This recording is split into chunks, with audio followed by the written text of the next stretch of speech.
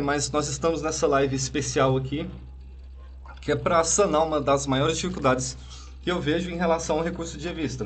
Mesmo o pessoal que faz o curso, às vezes tem uma insegurança em relação a essa transcrição do trecho do acórdão do TRT. Então a gente vai fazer essa live aqui para ajudar o máximo possível nessa dificuldade, certo? E hoje, especificamente, nós vamos analisar 3 acórdãos com 3 temas bastante recorrentes lá no TST, que é o seguinte. O primeiro é valor de indenização por danos morais. Era um empregado que foi assaltado lá no Banco Postal, né, dos Correios. Deixa eu até colocar aqui, dos Correios. E a gente vai identificar esse contexto em que aconteceu o assalto, porque isso pode influenciar nesse valor da indenização por danos morais, certo? Depois a gente vai ter também um acórdão de TRT sobre indenização por danos materiais, no caso de doença ocupacional, que envolvia a redução da capacidade de trabalho. Esse acórdão aqui ele é recorrível. Esse segundo aqui também, esse primeiro na verdade. Tem a questão da dificuldade de modificar o valor da indenização por danos morais, não é tão fácil assim, mas em alguns casos é possível. Eu mesmo já fiz análise de recurso de revista, tanto lá no trabalho quanto aqui no canal do YouTube, vendo essa questão da possibilidade de mudar o valor da indenização por danos morais, certo? E o terceiro caso vai ser um caso de adicional de insalubridade, clássico também, que envolve ali a contrariedade à súmula 448, e tem um do TST, que são as camareiras, né, que fazem limpeza de banheiros de motel ou de hotel. E aí, por que surge a necessidade da gente fazer essa live com tanta atenção? Porque desde a Lei 13.015, né, os recursos de revista que foram interpostos na vigência dessa lei, tem ali a questão da publicação, né? Se a publicação do acórdão do TRT foi depois da entrada em vigor dessa lei 13.015, o recurso de revista já está sujeito a ela, certo? Não necessariamente se você fez o recurso de revista na entrada em vigor dessa lei, ele está submetido a ela. Mas, obviamente, a partir de hoje, né, os recursos que você for fazer estão todos submetidos a essa lei. E ela diz que o seguinte, sob pena de não conhecimento, então é causa de não conhecimento do recurso de revista, é ônus da parte, qual parte? A parte recorrente, lógico, né? Indicar o trecho da decisão recorrida que consubstancia o pré-questionamento da controvérsia objeto do recurso de revista. Então você tem que, apesar de ter esse termo que indicar, você tem que transcrever literalmente o trecho da decisão do TRT que vai mostrar que teve o pré-questionamento, a discussão prévia dessa matéria, certo? Bom, a Pamela está perguntando se vai ficar salva a live para ver. Eu vou pensar aqui, Pamela, ainda não tinha decidido sobre isso. Vou ver, mas de preferência continua aqui na live com a gente, que é para a gente tirar as dúvidas, né, que forem aparecendo. Mas então, a gente tem essa necessidade de indicação do trecho do acórdão TRT, que vai mostrar que houve a discussão prévia dessa matéria, certo? E beleza. Quais que são os principais erros que a gente tem em relação a isso?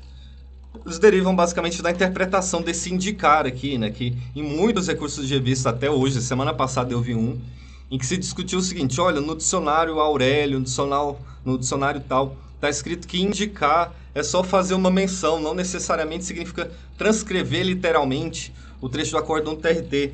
Só que essa tese, ela não vige lá no TST. A SDI, as turmas, têm um entendimento pacífico, tranquilo, que você tem que transcrever a literalidade do acórdão do TRT. Então, os principais erros que a gente vê são os seguintes.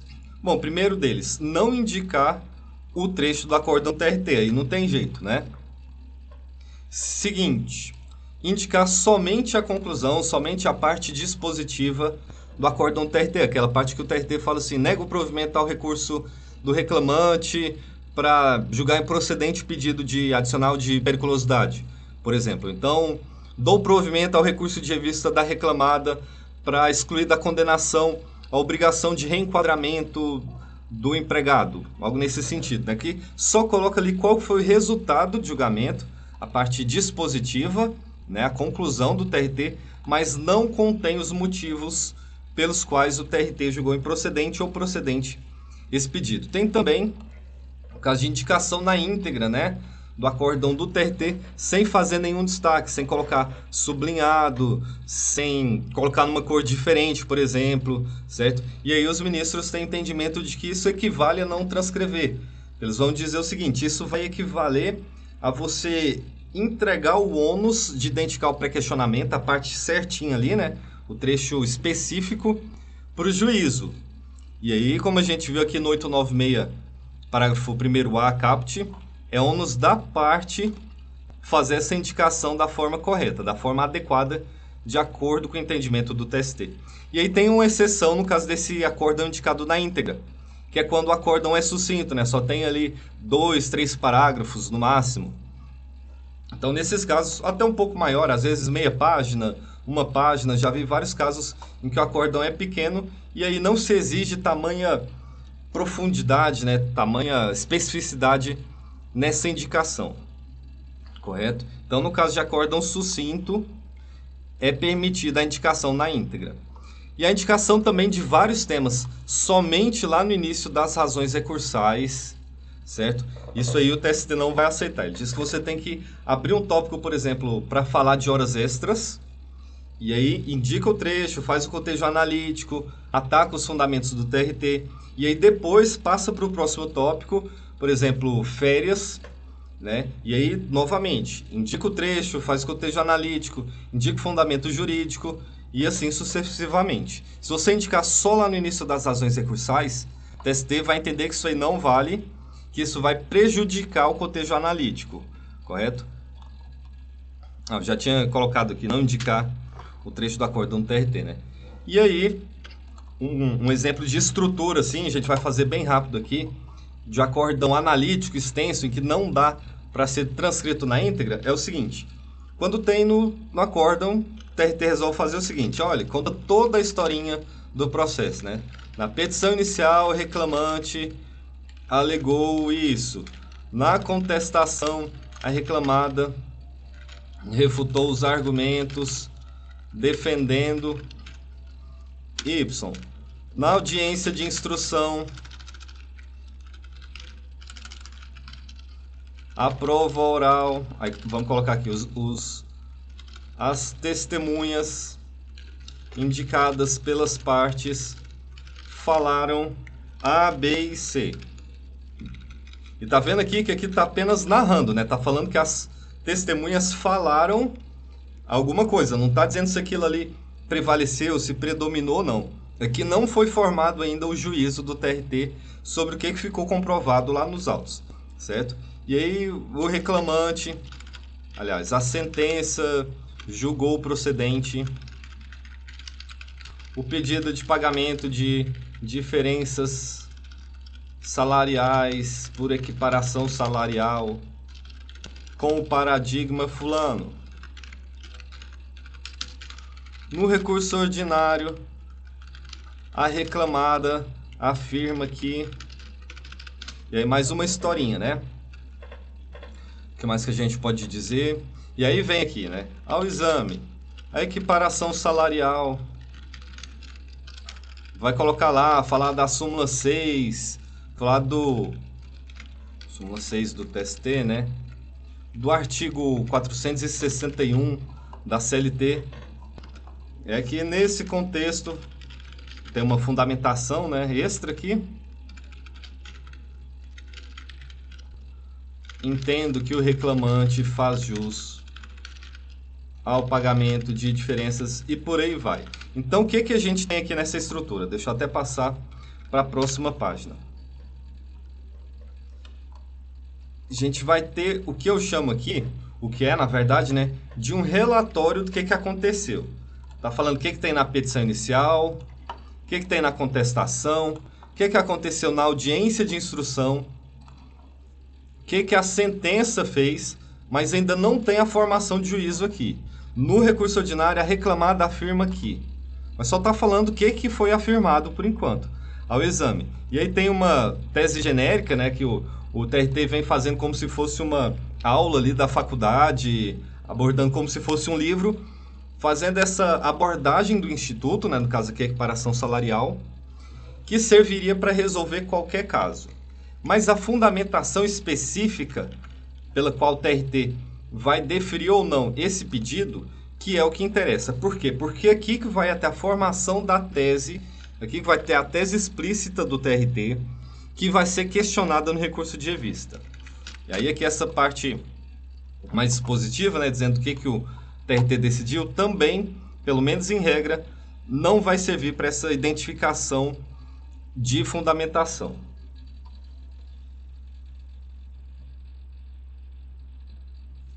Bom, o Luiz Alencar está fazendo uma pergunta muito interessante aqui, que é o seguinte: se tem o voto vencido favorável, pode citar nos argumentos? Eu tenho um vídeo sobre isso, Luiz Alencar, mas pode ser usado sim. E aí, quando que ele costuma ser mais útil?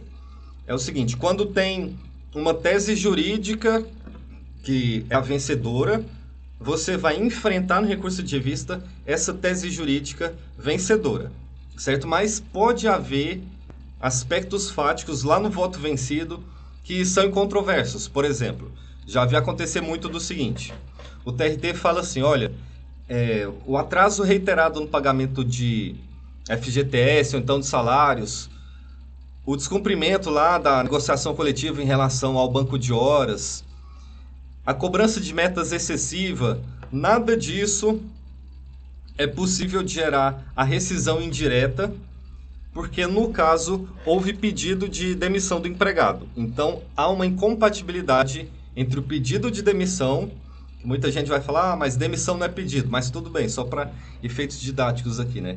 Se o empregado se demite, não existe possibilidade dele ter a rescisão indireta reconhecida em juízo. E aí, só entrando no mérito, o TST entende que não, né? Que se, mesmo que o empregado tenha se demitido, ele tem o direito de ter a rescisão indireta reconhecida em juízo. E aí, beleza, o TRT falou, não, tem pedido de demissão, então não é possível, não há compatibilidade com a rescisão indireta. Mas aí você vai no voto vencido, e o voto vencido, além de destoar, né, fala, olha, eu daria provimento aqui, reconheceria a rescisão indireta, porque no caso houve atraso reiterado no pagamento de salários durante 6 meses, havia cobrança de metas excessiva, acontecia isso e isso, o gerente fazia cobrança de venda na frente de vários outros empregados, ou então havia fiscalização de mochila somente do empregado, né, aquela fiscalização aleatória. Então vai registrando aspectos fáticos ali que vão servir como base para o seu argumento jurídico de que aquele contexto fático serve para reconhecer a rescisão indireta, certo? Então, nesse caso, você vai atacar o fundamento jurídico do voto vencedor, que é qual? O de que não há possibilidade de rescisão indireta quando o empregado pede demissão. Você vai atacar esse fundamento usando, se for o caso, o contexto fático registrado lá no voto vencido, certo? E aí você tem outra opção, que é opor embaixo de declaração lá no TRT, pedindo para ele registrar expressamente se aquele contexto de fato ficou comprovado, né? Existe o risco do TRT falar que não ficou comprovado, mas enfim, é uma possibilidade também. Eu abordo melhor essa questão no vídeo que tem aqui no canal do YouTube e também no feed, né, do Instagram, certo? Mas os principais pontos são esses. E aí a gente tem, só para a gente fechar essa parte introdutória, a gente tem uma pegadinha aqui no 896, parágrafo 1º-A, inciso 4 da CLT, que é qual? Esse dispositivo vai falar para a gente que no caso de alegação de negativa de prestação jurisdicional, que é a preliminar de nulidade, né, por negativa de prestação jurisdicional, é preciso transcrever o trecho dos embargos de declaração em que foi pedido pronunciamento do TRT, né, sobre a questão, seja questão fática, seja jurídica, e também o trecho da decisão regional, trecho do acórdão do TRT, né, que rejeitou esses embargos de declaração. Mas o seguinte, qual que é a pegadinha aqui? Já tem decisão há um tempo, né, da SDI das turmas dizendo que o fato de ter essa exigência aqui no inciso 4 do 896, parágrafo 1º-A da CLT, né, exigindo transcrição de trecho de embargo de declaração e transcrição do acórdão TRT, não afasta a necessidade de transcrever esse trecho aqui do inciso 1, certo? Então, muito cuidado, já vi muitos casos em que a parte perdeu o recurso por causa disso. Porque às vezes tem uma questão fática que precisa ser resolvida ali pelo TRT, aí chega no recurso de revista, a gente fala que não pode haver essa análise da negativa de prestação jurisdicional pelo descumprimento do 896, parágrafo 1º-A, inciso 1 da CLT. E aí a questão fática não fica esclarecida e depois não vai poder ser analisado o mérito, né? E esse inciso 4 aqui, ele foi incluído não pela Lei 3.015 de 2014, mas pela famigerada reforma trabalhista, né? Lei 3.467 de 2017.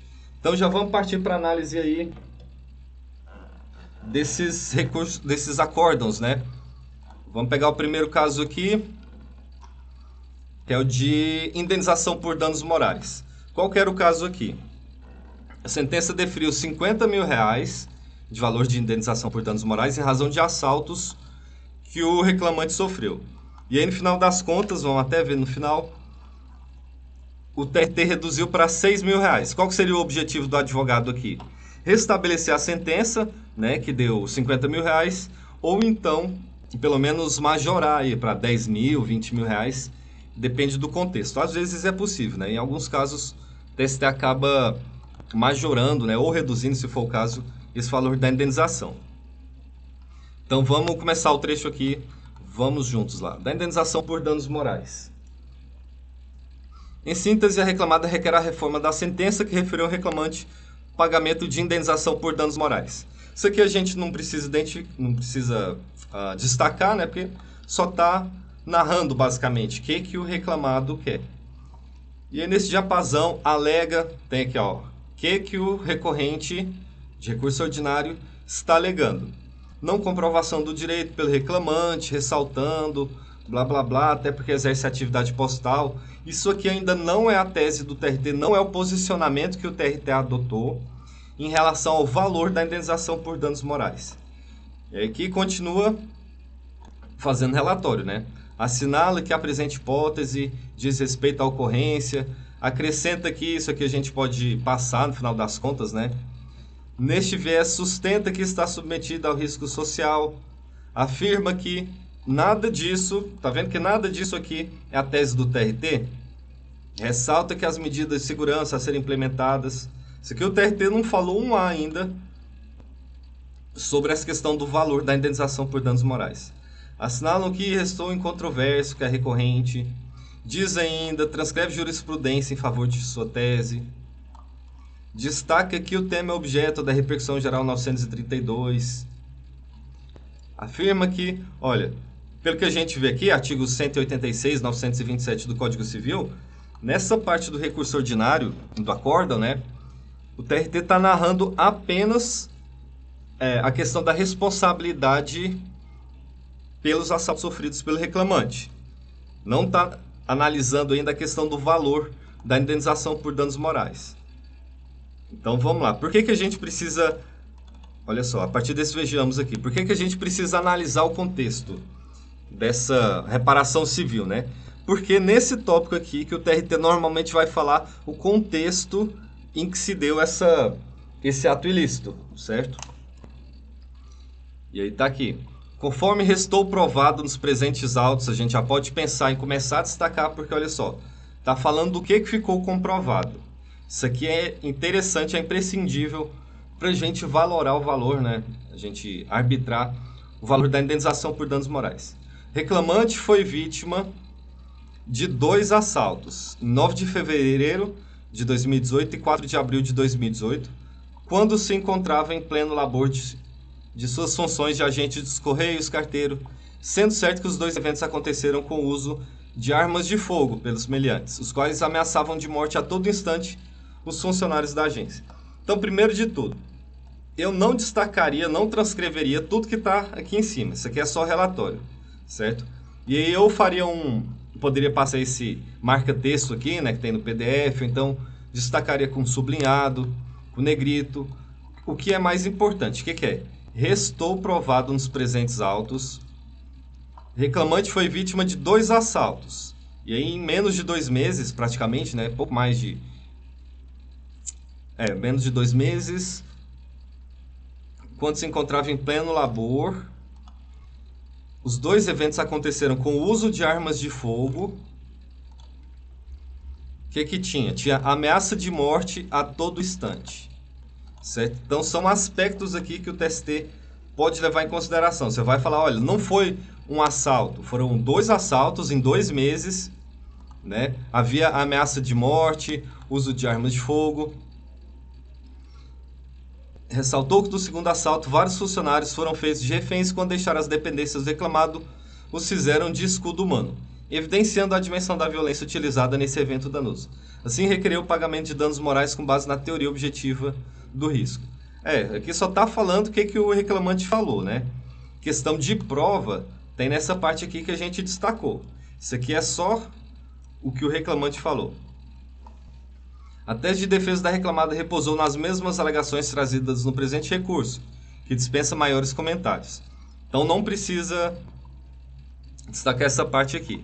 A gente só pegou esse contexto fático aqui, certo? E destacamos.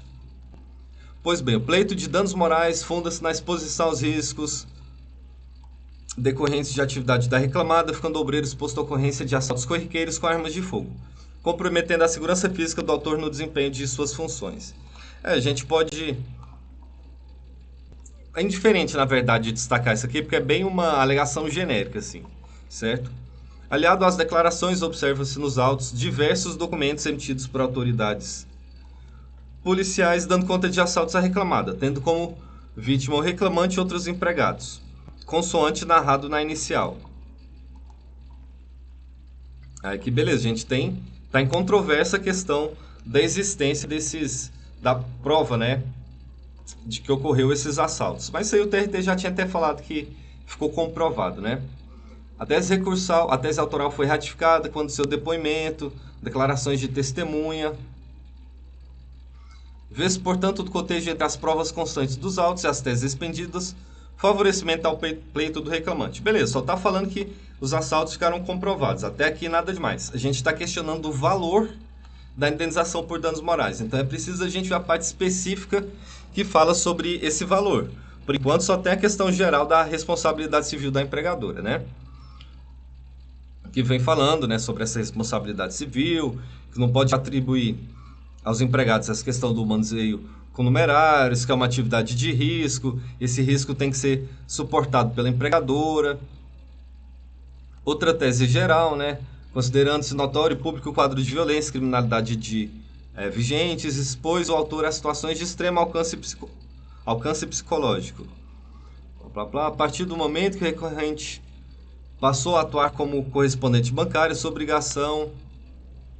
E aí vem falando aqui que a atividade de risco nesse banco postal lá dos Correios e que a responsabilidade é objetiva.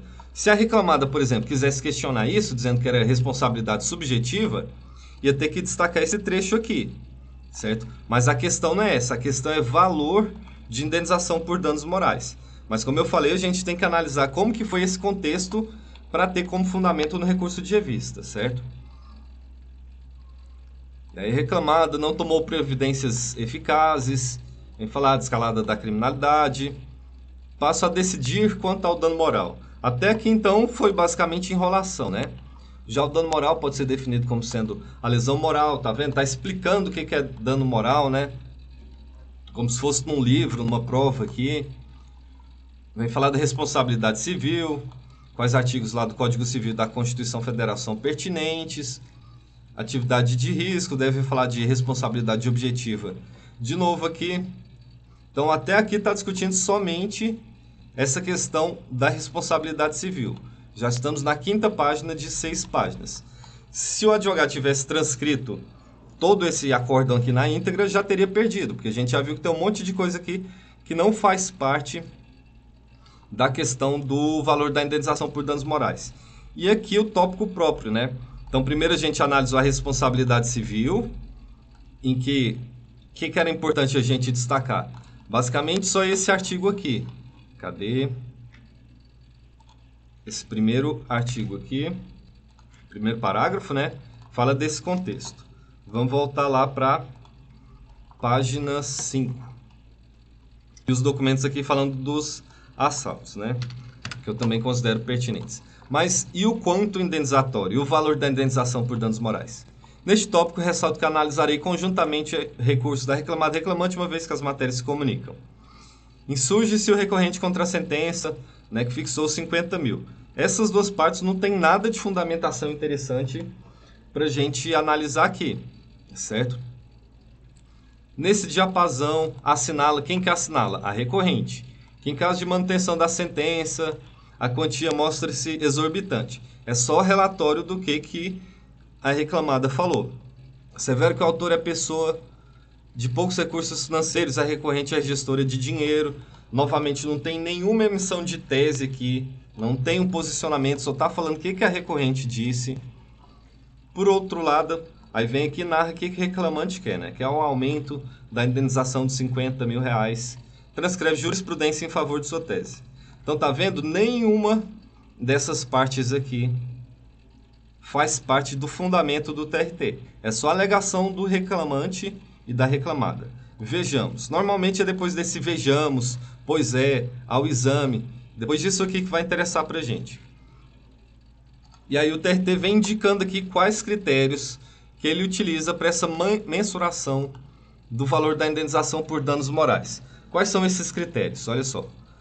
A mensuração do valor da indenização por dano moral, então, ressaltando, né, eu transcreveria a partir daqui. Esse primeiro parágrafo já é interessante, que mostra o posicionamento jurídico aqui. Quais critérios o TRT utilizou?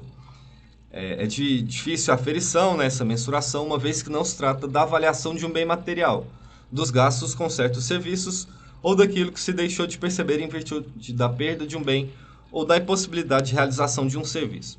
Doutrina fala em compensação com lenitivo pela dor sofrida. Tá vendo que aqui está bastante divagando e que ainda não é uma parte interessante para a gente destacar.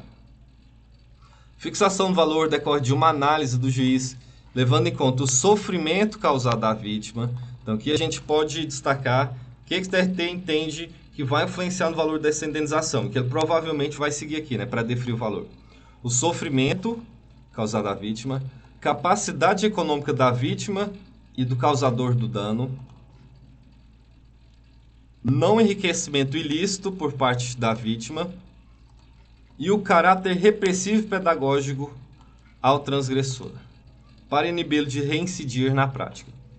Beleza, então a gente já tem os critérios básicos aqui que o TRT vai usar. Nesse sentido, enunciado 51, lá da primeira jornada de Direito Material e Processual na Justiça do Trabalho, realizado lá no TST em Brasília, no dia 23 de novembro de 2007.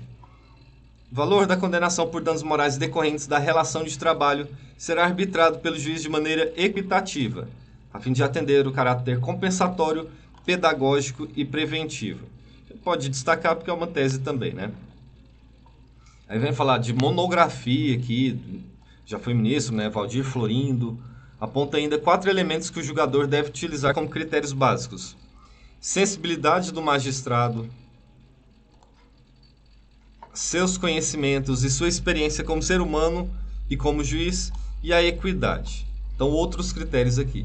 São indicadores de ordem subjetiva que o juiz do trabalho, por formação, tem condições de sopesar para transformar em elementos subjetivos, utilizando-se de seu poder discricionário. Então, aqui nesse parágrafo, eu já indico que é o principal para a gente ver o que o TRT decidiu. E aí, considerando a contextualização da hipótese em comento e que a reclamante na função, então está considerando o contexto, né, os fatos lá, como se deram os assaltos, contextualização da hipótese em comento, e que a reclamante na função de carteiro e que seu salário é na ordem de era R$2.000 aqui, né? Ficou errado na hora de digitar lá no TRT.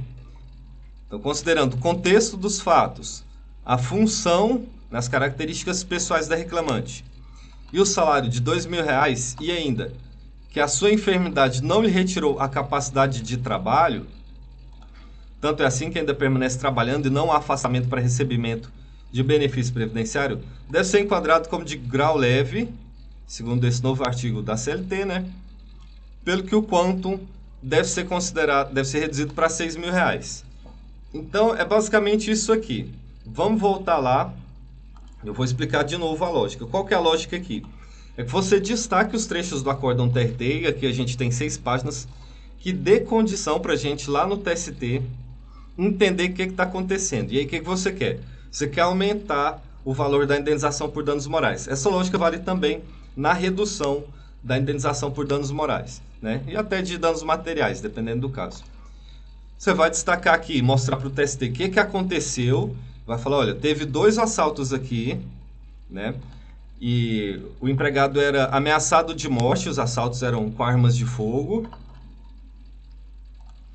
Existe prova, né, em relação a a existência desses assaltos aqui, que é esse contexto que eu acabei de falar. E aí vai passar, a partir dessas premissas fáticas, você vai dizer aqui que não pode prevalecer essa tese, né, que até por esses próprios fundamentos aqui, esses próprios critérios que o TRT utilizou, esse valor é baixo. Então, considerando a contextualização, a função do reclamante, o salário dele, e mesmo que não tenha perda, né, da capacidade de trabalho,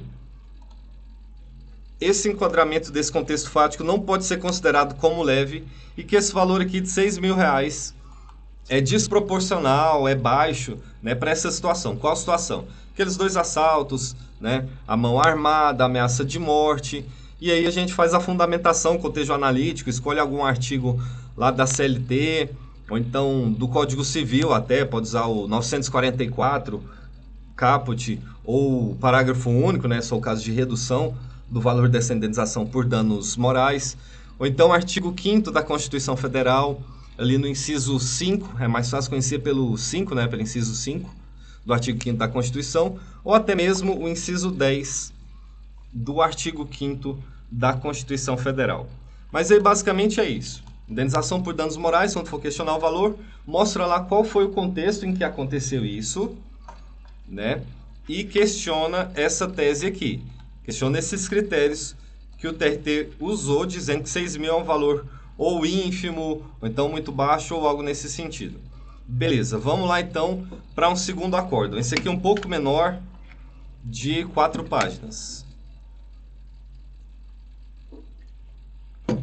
No caso de doença ocupacional, e aí vai envolver, deixa eu lembrar qual foi esse caso aqui. Ah, tá. Esse aqui é um caso bastante interessante porque é o seguinte: havia uma doença ocupacional, TRT deferiu a indenização por dano moral, mas indeferiu a indenização por danos materiais. A gente vai ver por quê. E aí, de novo, aquela questão, só existe um relatório aqui. Bom, não estou conseguindo destacar, vou ter que arrumar um outro jeito de fazer aqui. Essa corda eu não vou conseguir destacar, mas a gente vai mostrar de algum jeito aqui o que seria necessário transcrever, né? Essa primeira parte, no caso, o juiz de origem concluiu pela caracterização da doença ocupacional, lembrando que a gente está atrás da indenização por dano material, beleza? E aí aqui existe só um relato do que a sentença concluiu. O juízo de origem, né, que o TRT está falando, é o juízo de primeiro grau. Concluiu pela caracterização da doença ocupacional, com restrição a atividades, condenando em consequência reclamado ao pagamento de indenização por danos material e moral. Indenização por dano moral foi arbitrada em R$30.000. Indenização por dano material foi deferida em 25% do salário base, né, do reclamante até completar 75 anos de idade. E aí teve aquele deferimento em parcela única, né? Insurgem-se as partes. Até aqui não tem posicionamento do TRT. Tem relatório do que aconteceu na sentença, aqui nessa primeira parte. Aqui nesse segundo parágrafo, está falando o que a sentença decidiu. Aqui nesse terceiro parágrafo, que eu vou marcar agora, insurgem-se as partes. Está falando o que a reclamada quer, o que o reclamante quer. O reclamante queria aqui a majoração das reparações pecuniárias, né? Segundo a sentença de origem fundada no laudo pericial produzido, o reclamante possui doenças ortopédicas com nexo de causalidade. Olha aqui, novamente, está falando que a sentença concluiu. Certo? Deixa eu tirar essa parte aqui para não atrapalhar a gente. Beleza. Com nexo de causalidade com as condições ambientais de exercício do trabalho, resultando em restrição permanente para atividade de carregamento e manipulação de pesos excessivos ou com movimentos de elevação dos braços acima do nível dos ombros. Razão pela qual arbitrou origem em 25% grau de redução da capacidade laboral. Ok, algumas considerações fazem necessárias. E aí aqui o esclarecimento de alguns fatos que estavam nesse caso aqui. Bom, vamos só responder o chat aqui. Bom, e o acórdão paradigma? A divergência jurisprudencial em questionamento sobre o valor da indenização por danos morais é bem difícil, viu, Luiz? Por quê? Porque é preciso haver especificidade lá da súmula 296 e tem um do TST. Eu até brinquei há uns dias nos stories do Instagram, dizendo que é o seguinte, nunca, só que aí eu falei, olha, nunca é muito tempo, né? O TST vai aceitar essa questão do valor da indenização por danos morais, por quê? Porque cada contexto é um contexto, cada caso é um caso. Para vocês verem, nesse caso aqui, no primeiro que a gente analisou, foram 2 assaltos à mão armada, os empregados foram usados como escudo humano, né, quando os bandidos saíram lá da agência, e aí o TRT, por causa disso, deferiu R$6.000. Se você quiser majorar a indenização por via de divergência jurisprudencial, você vai ter que encontrar um episódio semelhante a esse. 2 assaltos no período ali de mais ou menos 2 meses, em que o empregado foi ameaçado constantemente de morte, bandidos usando arma de fogo, que isso aí não é tão difícil de acontecer, né? Empregados usados como escudo humano. Então precisa ser bastante parecido assim. Não me recordo de ter visto, já vi vários julgados, na verdade, vários acórdãos do TST falando exatamente isso. Olha, não se admite análise de questão de valor da indenização por danos morais com base em divergência jurisprudencial. Então é melhor apontar violação de artigo da Constituição Federal mesmo, inclusive até no rito sumaríssimo, né? Vai poder indicar violação do 5º, inciso 5, ou até mesmo 10 da Constituição Federal, ou, no caso do rito sumaríssimo não, mas no rito ordinário pode indicar ali violação do 944 caput, né? Ou os artigos, o 253, né, da Constituição, vai falar ali daquela ponderação, né, dos limites. Vamos ver se esse dispositivo vai ser declarado inconstitucional ou não, mas por enquanto é o que tem na CLT. Bom, e o acórdão paradigma para fazer o cotejo analítico, né, da majoração do dano. Então, nesse primeiro caso, não precisa do pré-questionamento dos artigos por conta do recurso ter sido do reclamante. O primeiro caso foi do assalto, né? Se não precisa do pré-questionamento dos artigos por conta do recurso ter sido do reclamante. Não, porque não precisa desse pré-questionamento específico em relação a cada artigo, certo? O que importa é que o TRT analisou a questão sob aquele ponto de vista, né? Dos critérios que ele adotou ali, como que devem ser analisados nessa ponderação, na definição do quantum indenizatório, certo? E aí é preciso enfrentar essa tese.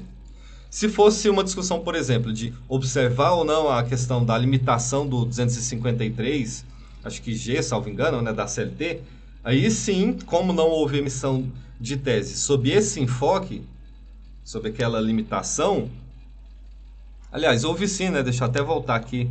Houve 223, eu falei 253, é 223G. Então, houve esse pré-questionamento aqui, né? Se não tivesse essa parte, por exemplo, de artigo 223G, infração de natureza leve, aí precisaria do pré-questionamento, né? Desembarque de declaração para o TRT pré-questionar essa tese de limitação, de adequação ao 223G da CLT.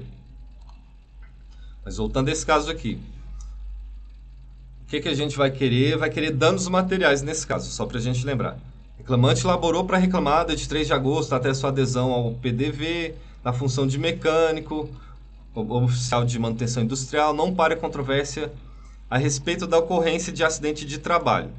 Então isso aqui seria interessante destacar, por quê? A gente tem que pensar no seguinte, o que é preciso para a gente ter a indenização por danos materiais?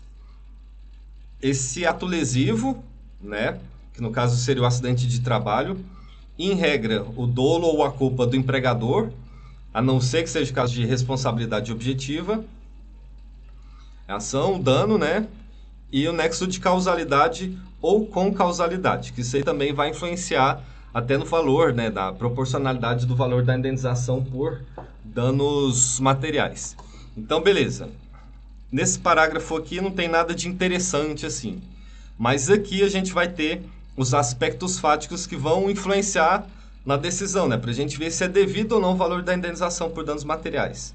Então é incontroverso, né, esse acidente de trabalho. Ok, houve acidente de trabalho em 13/2/2008, impactando o cotovelo e o ombro direito, conforme dados informativos de acidente emitida e a CAT aqui, né? A gente pode destacar todo esse parágrafo aqui, mas seria interessante, por exemplo, destacar essa questão, né, de não ter controvérsia sobre o acidente de trabalho, que é o ato lesivo, né? E o dano. Qual que é o dano? Impacto do cotovelo e do ombro direito. Isso aqui eu já destacaria, então. Reclamante recebe benefício previdenciário de auxílio doença acidentário. Isso aqui vai reforçar, né, que é uma responsabilidade da empregadora, porque ele recebeu auxílio doença acidentário, embora não seja dispensável no final das contas, né? Existe a possibilidade de ser reconhecido depois até do término da relação de emprego, numa ação judicial. Eu destacaria isso aqui, né? Esse segundo parágrafo aqui, que está aparecendo primeiro agora. Os exames de ultrassonografia e ressonância magnética coligidos aos autos apontam tendinopatia bursite e cisto nos ombros, cotovelo e punho, conforme relacionado no laudo pericial. Também destacaria isso aqui porque vai reiterar essa questão, né? Apesar de que só está narrando que os exames apontam tendinopatia, nesse caso aqui o TRT adotou essas provas, né? Então seria bom, para reforçar aqui que existe o dano, destacar esse trecho do acórdão TRT. Em relação às doenças ocupacionais, assim concluiu o perito médico. Também destacaria essa parte, por quê? Porque vai mostrar para o TST que houve produção de prova técnica relacionada a essa doença ocupacional, que é o que vai gerar o direito à indenização, no caso aqui, por danos materiais. O que o perito falou, então? Vamos ver aqui uma parte interessante. Pós-análise das atividades desenvolvidas, do histórico ocupacional, da história da doença atual e pregressa, né? Análise do prontuário médico, atestados, blá, blá, blá, blá, blá, blá, no exame médico. Constatamos. Como o TRT transcreveu aqui, a gente pode, transcrever o laudo pericial, né? A gente pode destacar as partes mais interessantes, que é o que vai favorecer, o que vai reforçar essa tese.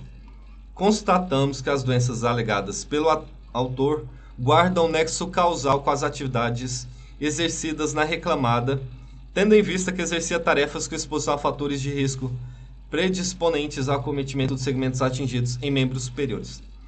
Então, a partir daqui, olha, constatamos que as doenças, e aí passando aqui pelo nexo causal. Então, a gente já tem quais premissas? Acidente de trabalho incontroverso, o dano, né, que são aquelas lesões lá no cotovelo, ombros, punho, e aqui uma prova técnica falando sobre o nexo causal. Então a gente está caminhando aí para ver que existe o direito à indenização por danos materiais. Além do acima descrito, o exame médico pericial se mostrou com limitações funcionais de membros superiores com restrição para atividades com carregamento e manipulação de pesos excessivos ou com movimentos de elevação dos braços acima do nível dos ombros. Destacaria isso aqui também, não estou conseguindo destacar aqui, não sei porquê, nesse arquivo.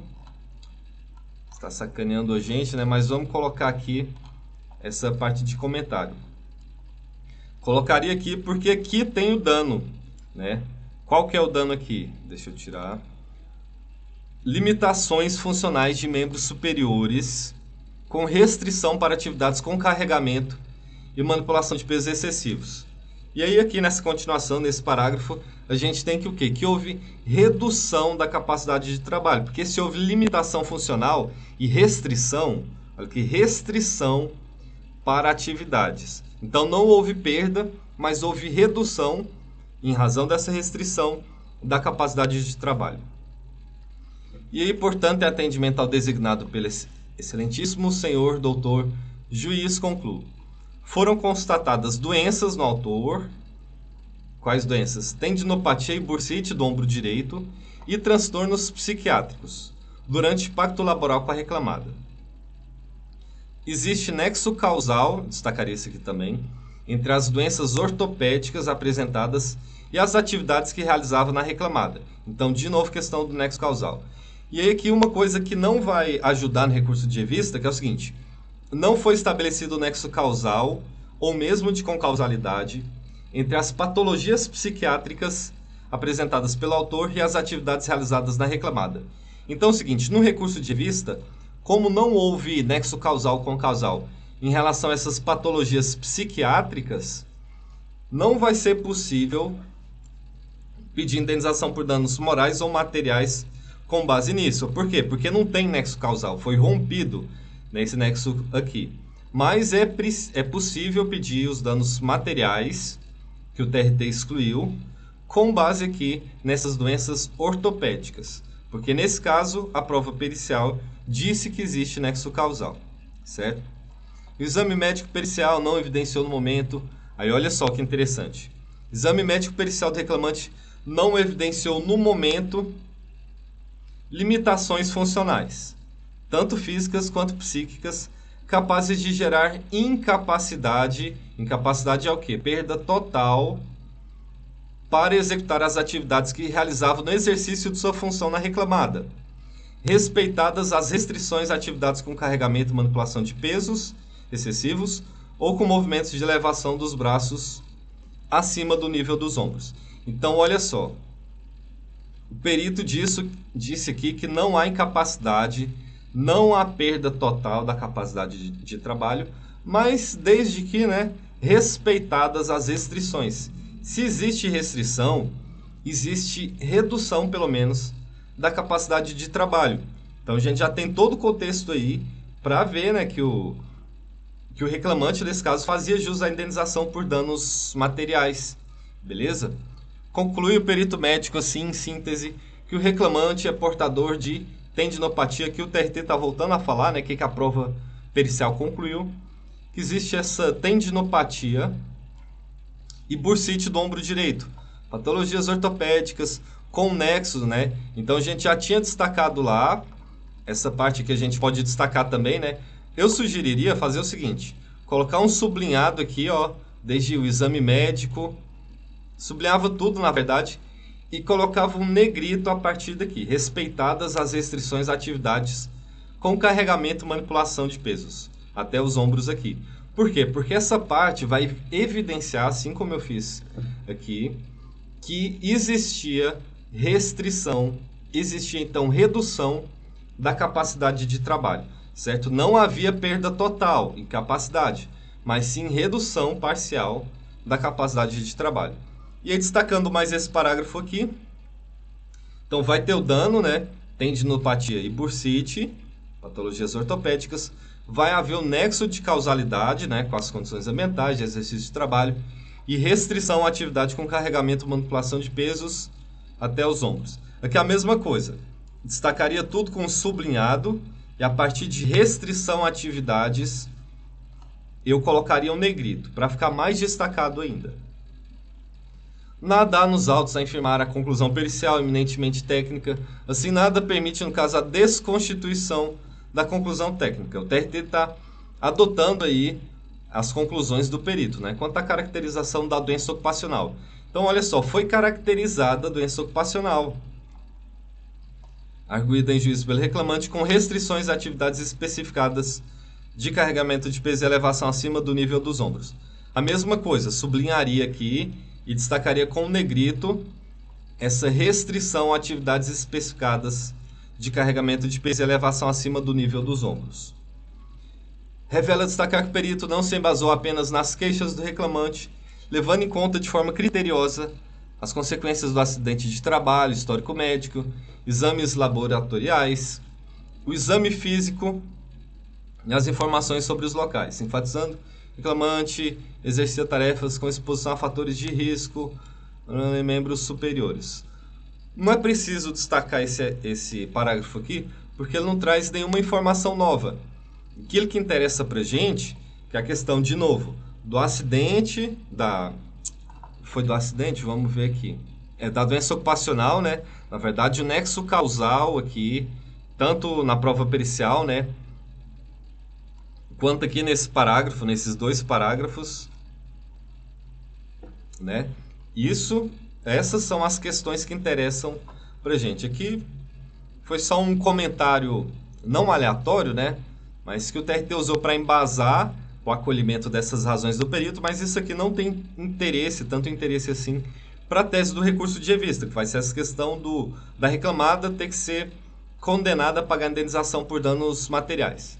O assistente técnico da reclamada acompanhou a perícia, não se verificando que tem o perito médico analisado condições que não espelhem a realidade da prestação laboral no caso. Não há nos autos nada que demonstre que o perito médico deixou de considerar as efetivas condições ambientais. Esse parágrafo aqui é outro que não precisa ser transcrito. Por quê? Pelo mesmo motivo. Aqui o TRT só está explicando por que ele está colhendo o laudo pericial. Ademais, conforme admitido pela recorrente, que é a empresa, né, o PPRA e PCMSO indicam risco ergonômico no exercício da função do reclamante. Ao contrário do sustentado, resulta de forma inequívoca que as patologias estão... Aqui a gente pode destacar também, porque vai ter essa informação. Inequívoco o quê? Que as patologias, as doenças, estão diretamente relacionadas com o acidente originário e as atividades exercidas na reclamada. Mais uma prova do nexo causal aqui. Não havendo elementos nos autos que permitam concluir de forma distinta. Beleza. Mais um requisito aqui, né, lá do que é preciso existir, ficar comprovado no processo para deferimento da indenização por danos materiais. Irrelevantes as argumentações relativas à existência de rodízio, às atividades afetas ao oficial de manutenção industrial e concessão de pausas intercaladas para café ou banheiro, à medida que a conclusão pericial não está embasada na repetição de movimentos, tanto que pontua a diversidade de atividades do reclamante. Isso aqui não precisaria destacar também, está refutando um argumento da empregadora, né, que ela pretendia a exclusão da responsabilidade civil. Conclusão pericial eminentemente técnica, fundada em consistente literatura, além do exame, não foi refutada, blá blá blá. Então, nesse artigo aqui também não tem nada que interesse para a tese ali do reclamante, né, do pedido de indenização por danos materiais. Então, não é necessário transcrever isso aqui. A reclamada não produziu nenhum tipo de prova com o intuito de infirmar as conclusões do laudo pericial, de modo que as ponderações acerca de ausência do nexo causal entre patologia e atividades empenhadas resultam meramente discursivas em face de seu subjetivismo. Isso aqui também não é preciso transcrever, né, porque não é uma tese errada do TRT, e a ideia aqui da indicação do acórdão é o quê? Dois aspectos principais. Registrar aspectos fáticos essenciais, né, para resolver essa questão. E que mais? Identificar uma tese errada do TRT.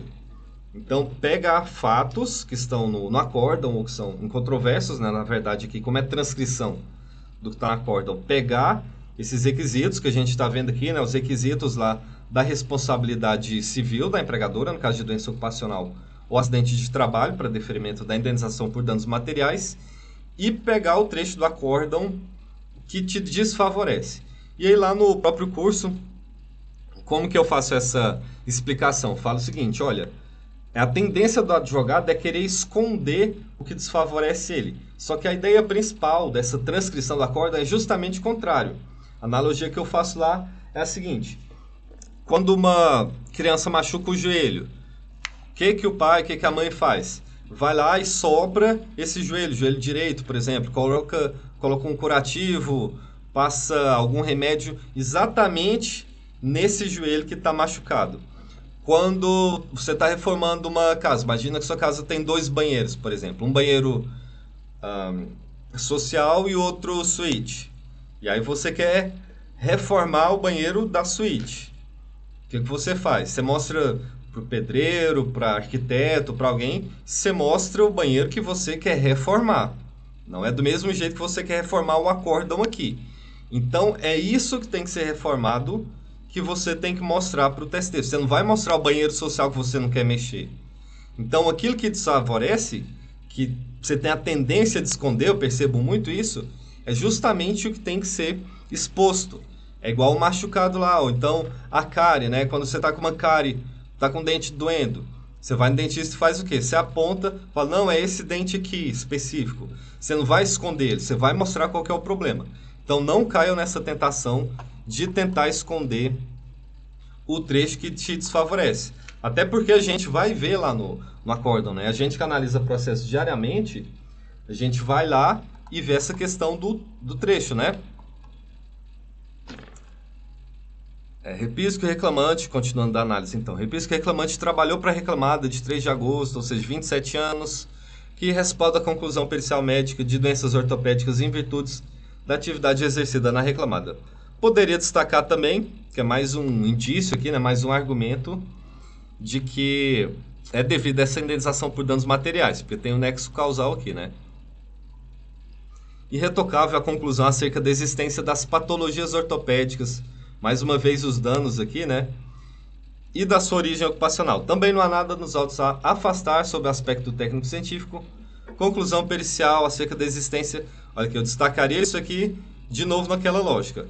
Colocaria sublinhado aqui e negritava a partir daqui.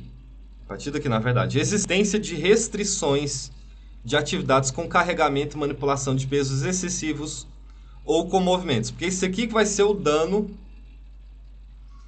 material que tem que ser ressarcido, né, pela empregadora. E aqui a tese do TRT, sem limitações funcionais capazes de gerar incapacidade, que é a perda total, né, para executar as atividades que realizava no exercício de sua função na reclamada. Então, olha aqui, o TRT diz que não há perda total, não há incapacidade para executar as atividades. Mas ele mesmo, nesse mesmo parágrafo, em outras partes aqui do acórdão, diz que existe o quê? Existem restrições de atividades com carregamento, manipulação de pesos excessivos ou movimentos de elevação dos braços acima do nível dos ombros. Então, isso aqui é uma redução que também gera indenização por danos materiais, né? Sendo, portanto, o reclamante portador de doença ocupacional, doença profissional do trabalho, com nexo de causalidade com as condições ambientais de exercício de trabalho, e restando da patologia em questão restrições de atividades devido à indenização por dano moral. Tá vendo? Olha aqui, ele reconhece que existe restrições de atividades, mas defere só o dano moral. E aí mais outro requisito. Eu destacaria esse parágrafo então inteiro, né? Só para destacar que, embora ele fale sobre dano moral aqui, existe um critério, uma questão fática, né? Várias questões fáticas, no caso existência de doença ocupacional, nexo de causalidade e o dano aqui, que é a restrição de atividades. Esses requisitos são válidos também, servem também para a gente discutir o dano material. E aí outro requisito, a culpa da reclamada que concorreu para evento, no caso é inequívoca. Eu destacaria isso aqui, olha, tem culpa também. Tem dano, tem nexo causal, tem culpa, tem tudo aqui. Tem essa redução da capacidade de trabalho, né? E violação, cadê? Dano causal, dano, que emerge sua responsabilidade civil, termos da Constituição e Código Civil. E aí mais uma tese aqui, né? Obrigação de empregado zelar pela saúde dos trabalhadores que lhe prestam serviço, garantindo de forma efetiva a segurança no ambiente de trabalho. Tá, não é preciso transcrever isso aqui, porque não tem muito o que discutir sobre isso. E no caso, o reclamante foi atingido na sua saúde e integridade física. Destacaria isso aqui também, ó, atingido na saúde e na integridade física, tá vendo? Não existe mais integridade física. Por quê? Porque houve uma redução da capacidade de trabalho. Ponderada sequela e consequente restrição de atividades, novamente destacaria isso aqui também, de forma que surge do evento dano moral em re ipsa. Quanto ao dano moral, não destacaria isso aqui, porque só está falando de dano moral mesmo, né? Tá, estão presentes no caso, olha, o próprio TRT está falando, estão presentes os pressupostos fáticos jurídicos de que surge a responsabilidade civil da reclamada, não se verificando no caso a ocorrência de qualquer excludente desta, razão pela qual a indenização por dano moral é devida. Embora eu fale aqui de dano moral, novamente eu destacaria tudo. Por quê? Porque esses pressupostos aqui da responsabilidade civil vão valer também para a indenização por danos materiais. Porque tem lá responsabilidade civil, que abrange dano moral, dano material, dano estético. E aí existem esses requisitos gerais, né, que a gente já está falando, ação, dano, nexo causal, culpa, né, da empregadora. E aí vai bifurcar, digamos assim, ou então trifurcar, né, se a gente considerar ali que o dano estético seria diferente do dano moral. Embora tenha a discussão, né, dano moral também é um dano específico, um dano moral específico, mas enfim, não importa essa discussão agora. E a indenização por dano moral vai falar do valor dessa indenização por danos morais, que não interessa pra gente. De novo, falando nesse caso aqui de 223G da CLT, fala de valor da indenização por danos morais. E aqui, a partir daqui, indenização por dano material, que a gente também vai precisar destacar. Quanto à indenização por dano material definida na forma de pensionamento mensal, contudo, assiste razão a reclamada. Vamos ver o chat aqui. A Sandra dizendo, excelente professor de RR, nunca ouvi ensinamentos tão importantes e detalhados. Obrigado, Sandra. Sandra está sempre presente aí. Atua bastante, né? Advogada bastante dedicada. A gente já fez uma mentoria também, muito legal. Que bom que você gostou do curso, tem gostado, né, Sandra? Obrigado aí pelo prestígio. Já dei indicação também, né, para outros alunos. Obrigado, Sandra. E no que pese respeitável entendimento de origem, que arbitrou em 25% grau de redução da capacidade de trabalho, o perito judicial, já vou adiantar, eu destacaria isso aqui, colocaria um sublinhado, porque aqui o TRT está justificando por que vai excluir o dano material. E aí você vai destacar esse trecho para mostrar que essa tese está errada. O perito judicial foi enfático em relação à ausência de limitações funcionais capazes de gerar incapacidade para executar as atividades que realizava no exercício da mesma função na reclamada. Ponderada, contudo, a restrição de atividade com carregamento e manipulação de pesos excessivos ou com movimentos de elevação dos braços acima do nível dos ombros. Então você vai falar que, olha, está errada essa tese aqui, de que não tinha limitação funcional capaz de gerar incapacidade. Ok, incapacidade, que é a perda total, tudo bem, eu até aceito, mas como havia restrição de atividade, e aí eu negritava essa parte aqui, essa tese do TRT está errado. E aí você escolheria o fundamento jurídico e faria o cotejo analítico. Mas quanto à indicação de trecho, é isso que a gente está fazendo. Vamos ver, destacaria isso aqui também, né, com sublinhado. E falaria o seguinte, olha, nos seus esclarecimentos reitera o perito médico que não foi estimado qualquer valor para dimensionar a redução da capacidade laboral. Negritaria isso aqui, redução da capacidade laboral, para mostrar que houve, né? Haja vista que a limitação não é quantitativa no sentido de não conseguir realizar uma atividade, mas qualitativa trazida por restrição, destacaria aqui com o negrito também, restrição a atividades especificadas no sentido de agravamento da patologia. Então, houve agravamento da patologia. Não há nada a infirmar a conclusão do perito, né? Não subsistindo razões para reconhecimento de redução da capacidade laboral a justificar a condenação e indenização por dano material. Então, o que o TRT está falando aqui? Olha, havia redução da capacidade laboral, mas essa redução não justifica a condenação e indenização por dano material. E aí que surge a necessidade do recurso de revista. Você vai falar assim, olha, essa tese está errada. Se existe redução da capacidade laboral, existe dever de indenização por dano material, não tem essa aqui. Dessa forma, pode-se concluir que o reclamante não teve redução da capacidade laboral, mediante conclusão do laudo pericial realizado nos autos, acolhido na sua integralidade, restando não haver prejuízo material, até porque o reclamante aderiu ao PDV e não há qualquer evidência de redução da sua base salarial, não havendo justificativos para condenação. E pode destacar toda essa parte aqui, também, né, com negrito e sublinhado, e dizer que essa parte está errada. Que a gente não vai abordar agora sobre cotejo analítico, né, mas enfim, essa questão da transcrição do trecho do acórdão do TRT está resolvida aqui. Com esses destaques que a gente faria, vai estar claro para quem analisar o recurso no TST que existem os requisitos lá para deferimento do valor da indenização por danos materiais, que é a doença ocupacional, a redução da capacidade de trabalho, a culpa da empregadora e o nexo de causalidade entre essa doença ocupacional, e aí a gente lembra que a doença psiquiátrica foi excluída pelo TRT, isso aí não tem como mexer, seria incidência da súmula 126, né, que veda o exame de fatos e provas, mas quanto às doenças ortopédicas lá no ombro, bursite, cotovelo, punho, nesse caso é possível questionar essa decisão do TRT.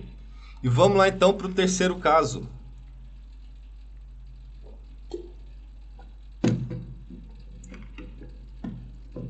Marcílio também já entrou no nosso curso, né? É aquela tese de muitos tribunais, e a gente conversa direto também no Instagram, troca uma ideia lá, né, de alguns casos, né, Marcílio. Aquela tese de muitos tribunais de que a redução deve ser para qualquer atividade e não para atividade específica. É exatamente, Marcelo. Tem muito essa questão, existe um TRT específico aí, surge em muitos casos discutindo essa questão. A Kelly também, ótima live. Obrigado, Kelly. Adicional de insalubridade. Isso aqui já vai dar para destacar. Voltou aqui essa funcionalidade do PDF. Esse acórdão aqui tem 4 páginas. Na verdade, 3 páginas. Então vai ser bastante rápido. Porque essa 4ª página aqui é só o fechamento, né? E aí vem falando aqui de honorários cubenciais. Então já vamos bem rápido aqui. Adicional de insalubridade.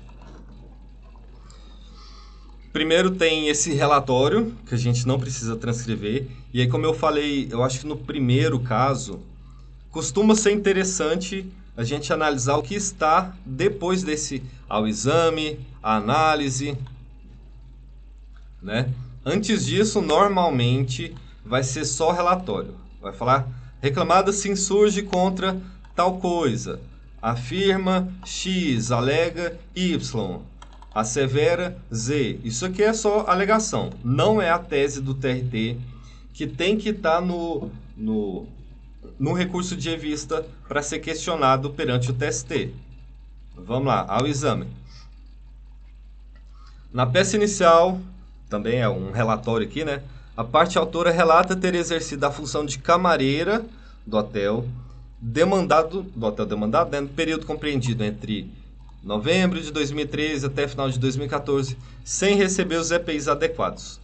Sustenta ainda que mantinha contato diário permanente com lixo e resíduos biológicos, dada a frequência e rotatividade de pessoas indeterminadas no hotel. Reclamado, por sua vez, na contestação, afirmou que o reclamante recebeu os EPIs cabíveis, bem como defender a tese de que a atividade camareira não pode ser enquadrada como insalubre. Até aqui a gente não tem nenhuma emissão de tese. Só fala o que tinha na petição inicial e na contestação. E aí vem falando o que aconteceu na sentença. O juiz de primeiro grau deferiu a pretensão autoral, merecendo destaque a seguinte fundamentação. Vamos só ver esse tamanho aqui.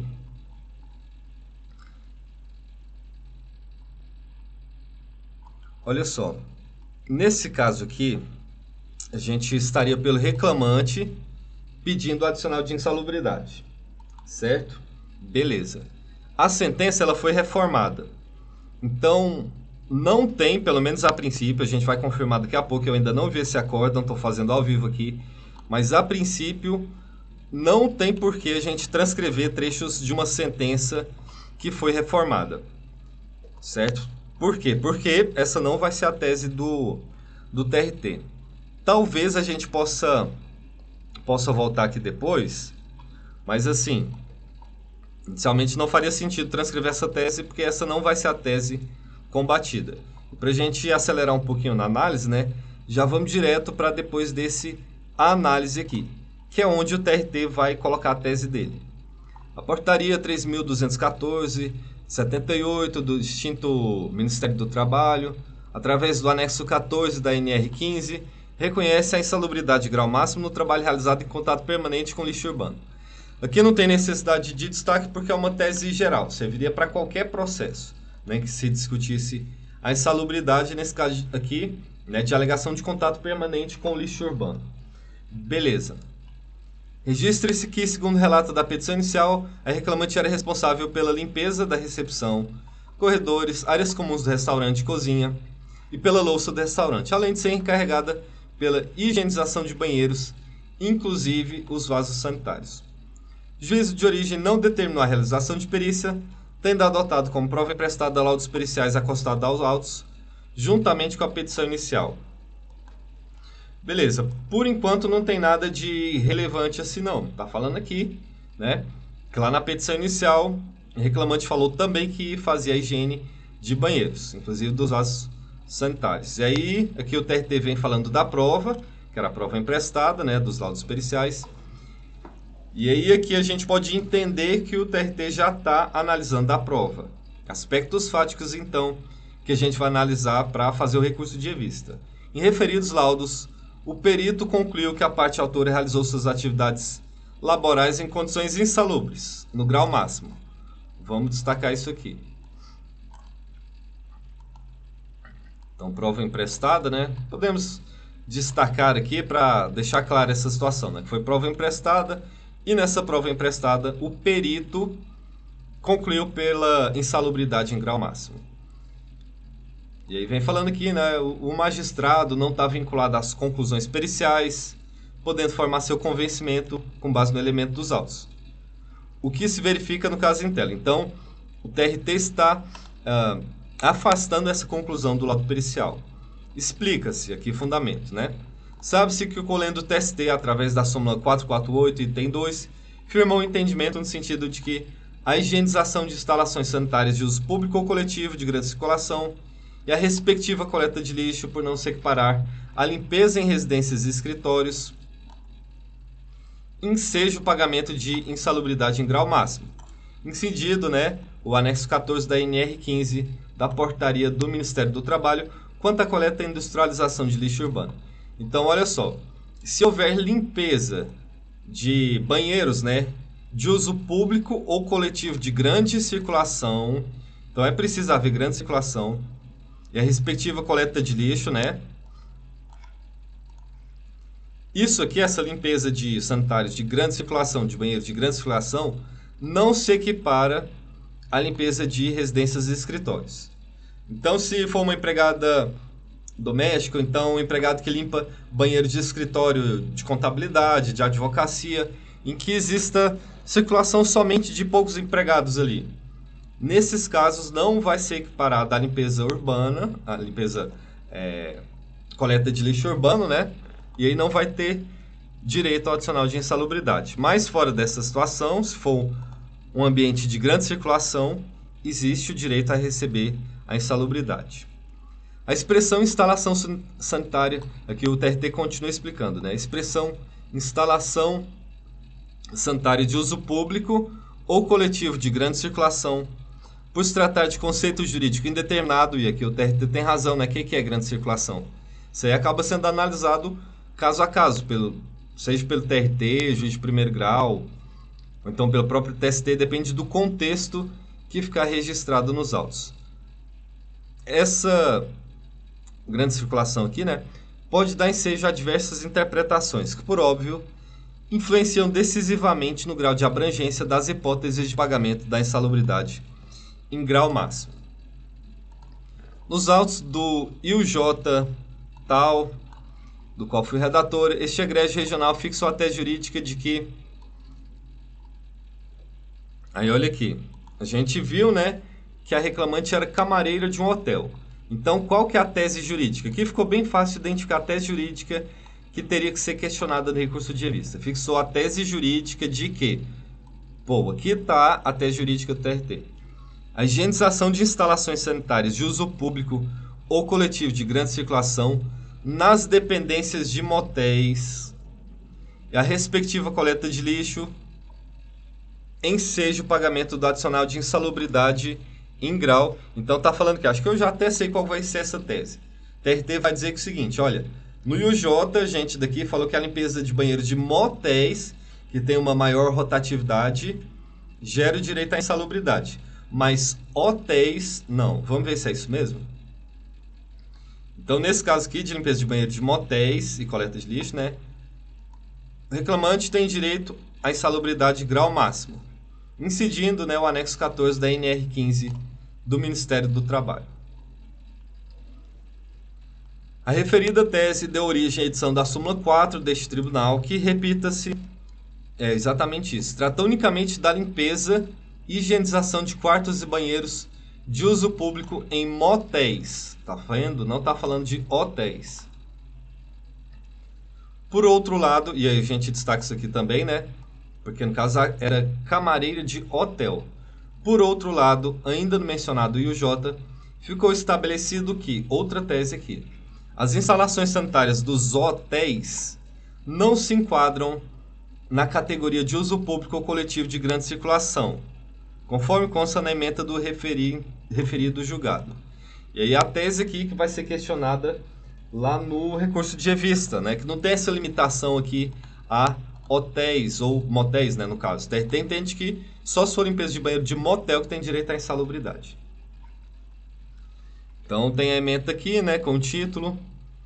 E aí, instalações de hotéis não podem ser enquadradas na categoria de uso público ou coletivo de grande circulação, por quanto a rotatividade é menor, em decorrência de, aí vem questão, né, de tempo de permanência mínima, estrutura mais diversificada, ou seja, as pessoas não vão ficar lá no quarto, né, do hotel durante todo o tempo, ao contrário do que acontece nos motéis. E aí tem toda essa justificativa aqui que teria que ser destacada também para ser contestada lá no recurso de revista. Logo, os empregados do motel, que trabalham na higienização e limpeza das instalações sanitárias de uso público ou coletivo de grande circulação, ficam expostos a agentes biológicos nocivos à sua saúde. E aí a fixação da tese jurídica não dispensa exigência legal, blá blá blá, ok. Então teria que ser destacado isso aqui, porque essa tese aqui que demonstra o pré-questionamento, né?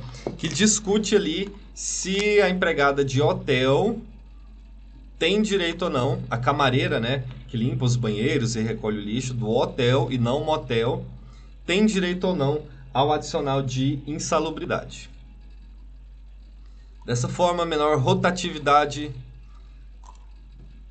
existência de tempo mínimo de permanência dos hóspedes, estrutura diversificada, restaurante, parte de lazer, né, e finalidade mais ampla do serviço prestado no estabelecimento, no hotel, né, são elementos aptos a diferenciar o trabalho de limpeza e coleta de lixo realizado em hotéis, de forma a não enquadrá-lo na súmula 448, item 1 do TST. Por tais motivos, entendo que o trabalho realizado pela reclamante na função de camareira de hotel não se enquadra lá na NR do Ministério do Trabalho, sendo inaplicáveis a súmula 448 do TST e a súmula 4 do TRT da 21ª Região, no Rio Grande do Norte. E aí dá provimento ao recurso ordinário para julgar improcedente o pedido de adicional de insalubridade, né? Então, olha só. O que a gente destacou aqui? Não destacamos essa questão do motivo pelo qual a reclamada recorreu, né, as alegações recursais aqui. Não destacamos o que tem na petição inicial, o que tem na contestação. Em regra, vai ser isso aqui. E aí eu faço uma ressalva. Se for um questionamento no recurso de revista indicando julgamento extra petita, né, aí seria interessante destacar o que tem na petição inicial. Mas não sendo o caso, em regra, não vai ter isso aqui. A não ser que tenha também uma alegação na petição inicial e não tenha contestação disso. Um fato que tenha ficado em controvérsia. Aí pode ser excepcionalmente necessário destacar essas partes. E aqui, sentença que foi reformada, né, não precisa a gente destacar, porque ela foi substituída, inclusive, né, mesmo se ela não tivesse sido reformada, ela teria sido substituída pelo acórdão, e aí aqui sim, a gente vai mostrar que existem os requisitos para deferimento do adicional de insalubridade, né? Não teve perícia, mas a prova emprestada, que eram laudos periciais, concluíram pela insalubridade em grau máximo. E aí a gente vai falar, né, que higienização, essa parte até não precisaria ser destacada, na verdade, mas não faz mal destacar também, né? E aí essa parte aqui que desfavorece, isso aqui é o machucado, né, a cárie que você tem que expor para o TST reformar essa questão, essa decisão, ela que tem que ser transcrita, identificada aqui. Por quê? Qual que é a tese do TRT? Que a limpeza de motéis gera direito à insalubridade, mas os hotéis, a limpeza, né, de banheiros e recolhimento de lixo de hotéis não gera direito ao adicional de insalubridade. E aí destacando essa tese jurídica lá do IUJ que teve no próprio TRT. Mas essa parte aqui em que o TRT justifica, em que ele emite a tese de que não se aplica a súmula 448. Item 2 do TST no caso de limpeza de banheiros de motéis e recolhimento do respectivo lixo. Então são esses trechos aqui que indicam o pré-questionamento. Os outros trechos não são tão pertinentes, beleza? E aí, pessoal, daqui a pouco, para quem está lá no grupo também, e quem não está, eu vou divulgar, na verdade, né? Depois dessa análise dos 3 acórdãos aqui, a gente vai ter o seguinte, eu vou abrir agora, daqui a pouco já vou tornar disponível o link para inscrição do curso especialista em recurso de revista. E aqui eu vou falar os bônus que a gente vai ter, o que vai ser? Os 5 primeiros inscritos vão ter uma mentoria individual, deixa eu até colocar aqui, individual, de 1 hora comigo. E a gente vai poder tirar todas as dúvidas, né? Lá no curso a gente vai ter tudo que é preciso saber sobre a interposição de recurso de revista. E aí a gente tem algumas pessoas na live aqui que já fizeram curso, podem contar pra gente como que é, né? Bem didático, tem essa questão de abordar transcendência, usando exemplos jurídicos e não jurídicos. Teve um depoimento bem legal da Mariana também, que ela falou, né, que eu faço bastante analogia, conto histórias. Não falo só que ela, usando aquele juridiquês chato, né? Essa analogia que eu fiz, por exemplo, da cárie, do joelho machucado, para mudar essa visão equivocada que a gente tem, né? De tentar esconder o trecho do acórdão que demonstra pré-questionamento. Tudo isso está lá. A gente fala sobre transcendência, fala quando que tem, quando que não tem, quais são os critérios, sobre essa questão da indicação do trecho do acórdão do TRT. A gente vai falar sobre todos os fundamentos, né? Seja violação, contrariedade, a súmula, né? A gente explica por que pode ou não indicar, por exemplo, contrariedade a precedente normativo. Eu já vi gente falando coisa errada sobre essa possibilidade ou não de alegar contrariedade a precedente normativo, né, do TST, divergência jurisprudencial, e aqui na divergência a gente vai falar sobre atualidade, vai falar quando que a decisão é atual ou não. Eu vou explicar por que uma decisão de 99 pode ser considerada atual e uma de 2020, ou mesmo de 2021, pode não ser considerada atual para fim de recurso de revista. Eu falo que não é um critério cronológico, né, de tempo. Especificidade, dou bastante exemplos também de quando que uma jurisprudência é específica ou não, quando que uma decisão, né, paradigma é específico ou não. Como comprovar a existência da divergência jurisprudencial. O que mais que a gente fala? Cotejo analítico, né, que é uma exposição fundamentada de por que houve violação, contrariedade, divergência, enfrentando, né, os fundamentos do acórdão do TRT, e por isso que a gente fez essa live de hoje, que é para aprender a identificar corretamente esses trechos, né? Se a gente fosse identificar, fosse transcrever na íntegra esses 3 casos aqui, o recurso já seria perdido, certo? E aí a gente vai ter uma novidade também que, além das aulas gravadas, a gente vai ter aulas ao vivo fazendo o quê? A gente vai pegar cada módulo e fazer um tira-dúvidas, fazer uma nova explicação, porque eu sei que tem gente que gosta mais da aula ao vivo, né? Então a gente vai poder tirar essas dúvidas, fazer essas explicações melhor, certo? Então vai ter tanta aula gravada, para você assistir quando quiser, quanto aula ao vivo, que também vai ficar disponível depois para você. A gente vai ter também outras aulas ao vivo, bônus. Com quem? Dessa vez eu vou trazer 3 profissionais. A gente vai falar sobre sustentação oral, despacho de memoriais. Com quem? Com a Érica Weirich. Muita gente conhece ela aqui, sabe que ela tem mais de 13 anos de experiência, né, em atuação em tribunais, inclusive no TST. A gente vai ter também uma aula ao vivo com a doutora Letícia Leite. A gente vai falar sobre contra-razões, contra-minuta, isso está garantido.